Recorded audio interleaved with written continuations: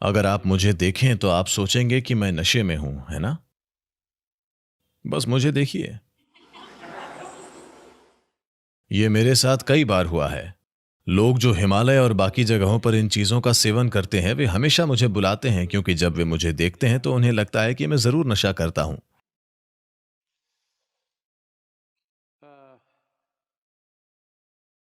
हमें यह समझना होगा,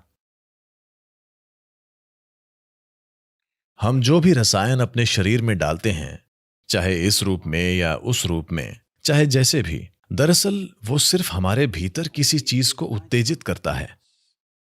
वो अपने आप में हमारे साथ कुछ खास नहीं कर सकता। सिर्फ वैसी चीजें जिनसे आप पूरी तरह से नींद में चले जाएं, जैसे कोई एनेस्थेटिक, वे अलग तरह से काम करते हैं। वे पूरी तरह आपको धराशायी कर देंगे। मगर बाकी सभी चीजें जिनमें किसी तरह का अनुभव होता है, वे सिर्फ आपके अंदर किसी चीज को उत्तेजित करते हैं। अब सवाल है, आप सेल्फ स्टार्ट हैं या पुश स्टार्ट? अगर आप जानते हैं कि खुद को उत्तेजित कैसे करें, तो आप यहां बड़े आनंद में बैठ सकते हैं। वरना आपको बाहर से कुछ डालना होगा। शिव, जो इतने अपंग नहीं हैं कि उन्हें बाहरी रसायनों की जरूरत हो, वो मदहोश थे, इसमें कोई प्रश्न नहीं है। मगर किससे, ये अलग बात है। वो नशीले पदार्थ का इस्तेमाल नहीं कर रहे, वो खुद नशा हैं।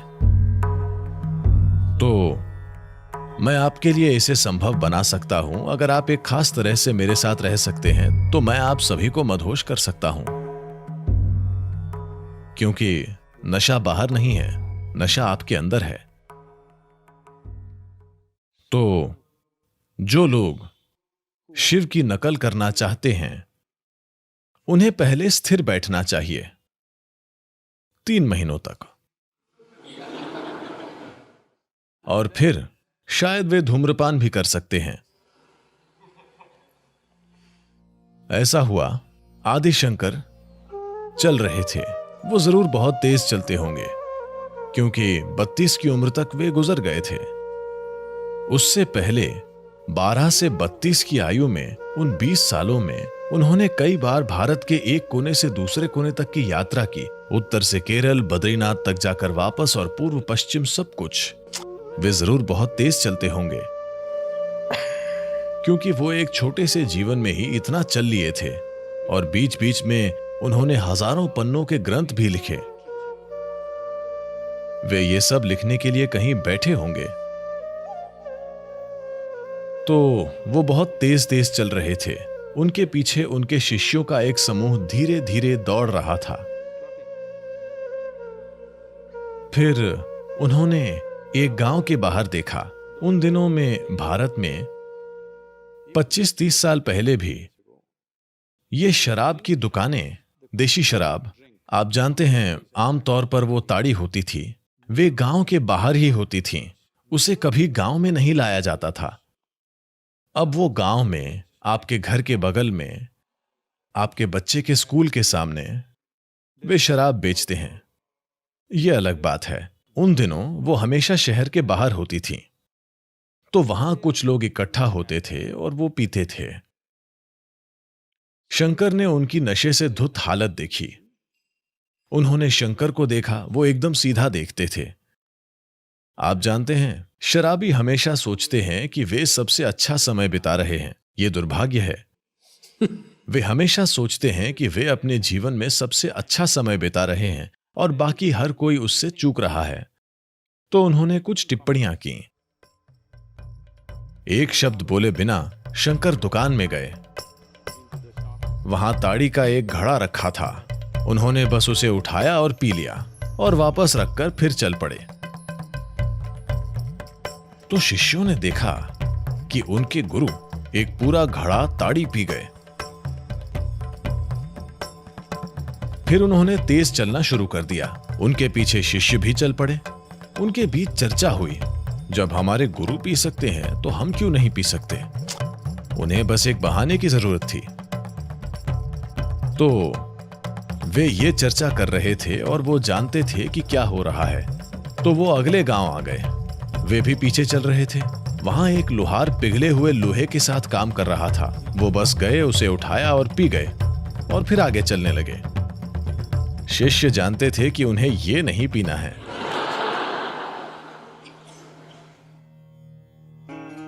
तो अगर शिव धूम्रपान भी करते थे, मुझे नहीं लगता कि वो करते थे। वो निश्चित रूप से मदहोश थे, मगर भांग और गांजे जैसी तुच्छ चीज से नहीं। वो मदहोश जरूर हैं, इसमें कोई प्रश्न नहीं है, हमेशा। चाहे वो धूम्रपान करते भी थे, तो क्या आप वे सब चीजें कर सकते हैं जो वो करते हैं? मैं पूछ रहा हूं। इसके योग्य बनने के लिए अगर आप 3 महीने स्थिर बैठ सकते हैं तो मैं आपको वो पदार्थ दूंगा।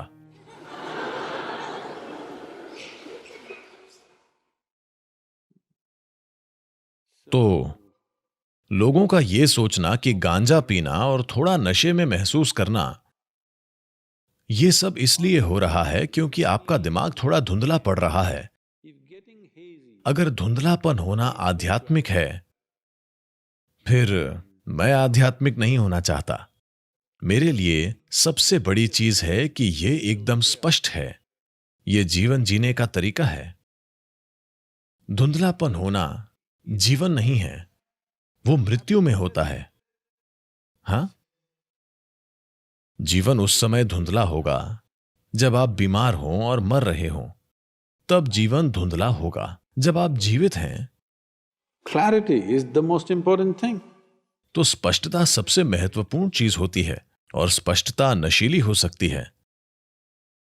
जब आप कुछ ऐसा करते हैं जो बहुत सजग होता है, तो आप पाएंगे कि उसमें एक नशा है। आपके ख्याल से इतने सारे लोग पहाड़ों से कूदते हैं, हवाई जहाजों से कूदते हैं, काफी खतरनाक चीजें करते हैं।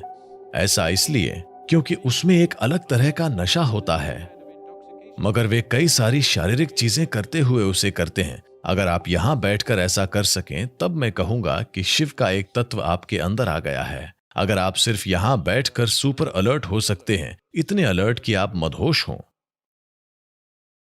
वही मदहोश होने का तरीका है। वीड पीना नहीं, उसे गाय के लिए छोड़ दीजिए। ठीक है, इंसान बेहतर चीजें कर सकता है, और आज पूरी दुनिया उसकी बात कर रही है क्योंकि उन्हें कोई दूसरा बेहतर तरीका नहीं मिला है। इस पर अच्छा खासा शोध है। वे कहते हैं कि व्यक्ति की आईक्यू में 8 पॉइंट की कमी आ सकती है। आपको किसी शोध को पढ़ने की जरूरत नहीं है। जो लोग आमतौर पर इस धूम्रपान के आदी होते हैं, अगर आप उन्हें देखें, वे शांत दिखने का नाटक करते हैं। लेकिन अगर आप उन्हें 2 दिन तक नशा मत दीजिए, आप देखेंगे कि वे कितने चिड़चिड़े हो जाते हैं। हां, हर दिन अगर आप उन्हें खुराक दे दें, वे बढ़िया रहेंगे, शांत रहेंगे। जब आप अस्पष्ट होते हैं तो आप शांत रहते हैं, लेकिन उसकी शांति का कोई मूल्य नहीं है। और एक चीज, अगर आप 3 दिन उन्हें नशा मत दीजिए, आप देखेंगे कि वे आग बबूला हो जाएंगे। वे शांतिपूर्ण नहीं रहेंगे अगर आप उनसे नशा छीन लें। आज अमेरिका के कई स्टेट्स में यह कानूनी हो गया है। कई बड़े कॉरपोरेट उसमें घुस रहे हैं। ऐसा इसलिए क्योंकि आप नहीं जानते कि अपने दिमाग को कैसे संभालें, जो आपका बनाया हुआ नहीं है। पिछली पीढ़ियां विकसित हुई हैं और यहां तक पहुंचे हैं, और आप नहीं जानते कि इसे कैसे संभालना है। आप उसे नशे से थोड़ा धीमा करना चाहते हैं ताकि वो शांत लगे। ये जवाब नहीं है। अगर आप कुछ समय के लिए नशा रोक दें, फिर आप देखेंगे कि आपकी शांति उड़ जाएगी। किसी भी रसायन में कुछ आध्यात्मिक नहीं होता। अगर आपको पागल होने के सिवाय अपने दिमाग के लिए कोई बेहतर इस्तेमाल नहीं मिला है, तो मैरिजुआना आपके काम आ सकता है। कम से कम आप किसी को तंग नहीं करेंगे। आप नशे में होंगे और बस कहीं बैठे रहेंगे।